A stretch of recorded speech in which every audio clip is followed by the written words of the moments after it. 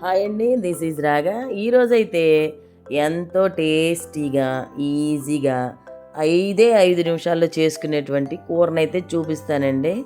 అదేనండి కోడిగుడ్డు ఉక్కిరి లేకపోతే పొరుటు, ఏ పేరుతో పిలిచినా సరే అదే కూరండి. ఇదైతే చాలా టేస్టీగా ఉంటుందండి. బ్యాచిలర్స్ ఏంటి, అప్పుడే వంట నేర్చుకుంటున్న వాళ్ళేంటి, ఎవరైనా సరే, పిల్లలైనా సరే ఈజీగా చేసేసుకోవచ్చండి ఈ కూరనైతే. ఆ విధంగా చేసుకున్నాం అనుకోండి చాలా టేస్టీగా అయితే ఉంటుందండి. నేను చూపించిన విధంగా చేసుకున్నారనుకోండి, ఆ గుడ్లో కొంచెం ఎప్పుడైనా సరే నీచు వాసన అనేది వస్తూ ఉంటుంది కదండి. ఆ నీచు వాసన అనేది లేకుండా బాగుంటుందండి టేస్టీగా అయితే. నేనైతే ఎక్కువగా క్యారేజీల్లోకి చేస్తూ ఉంటానండి.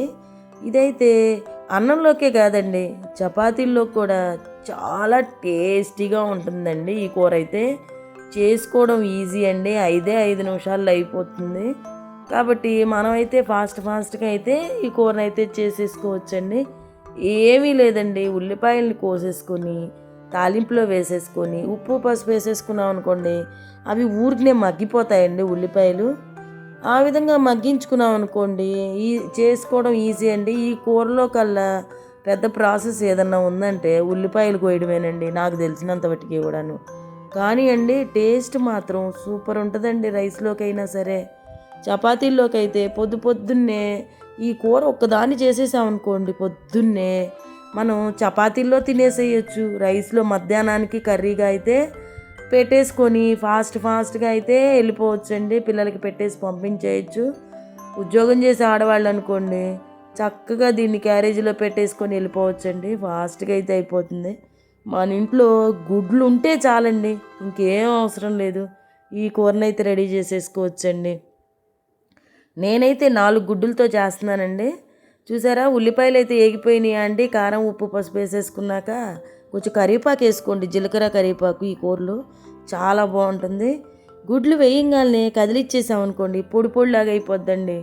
అందుకని నేను గుడ్లు వేసి మూత పెట్టేస్తానండి, కొంచెం సేపు అయితే మగ్గిపోద్ది. అప్పుడు కొంచెం పెద్ద ముక్కలుగా కట్ చేసుకోవడానికి అయితే బాగుంటుందండి. అలా మరీ పొడిగా ఉండే కన్నా ఇలాగా కొంచెం పెద్ద ముక్కలుగా ఉందనుకోండి, తినడానికైతే చాలా బాగుంటుందండి. ఒక్కసారి ఈ విధంగా కూడా ట్రై చేసి చూడండి మీరు కూడా. చూసారా, గుడ్లు అయితే చక్కగా వేగిపోయినాయండి. ఇప్పుడైతే ఇంకేం అవసరం లేదండి. ఇప్పుడైతే కావాలంటే మీరు కొంచెం గరం మసాలా యాడ్ చేసుకోండి. నేనైతే గరం మసాలా వేయట్లేదండి, కావాలంటే యాడ్ చేసుకోండి, ఎవరిష్టం వాళ్ళది. నాకు గరం మసాలా వేస్తే నచ్చదండి, అందుకని నేనైతే యాడ్ చేసుకోవట్లేదు దీనిలోకి. మీకు కావాలంటే యాడ్ చేసేసుకోండి. ఇప్పుడైతే చక్కగా వేగిపోయిందండి, దీనిలో కొంచెం కొత్తిమీరని యాడ్ చేసుకోండి చాలు, చాలా టేస్టీగా ఉంటుంది. కొత్తిమీర కరివేపాకు ఈ కూరలో వేసామనుకోండి, టేస్ట్ మాత్రం అదిరిపోద్దండి.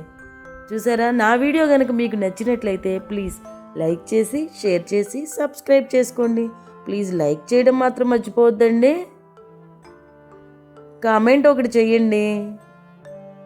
చాలా టేస్టీగా ఈజీగా 5 నిమిషాల్లో ఎవరైనా చేసుకునేటువంటి కోడిగుడ్డు పొరుటు లేకపోతే ఉక్కిరి లేకపోతే పొడుము, చాలా టేస్టీ రైస్లోకి చపాతీస్లోకి.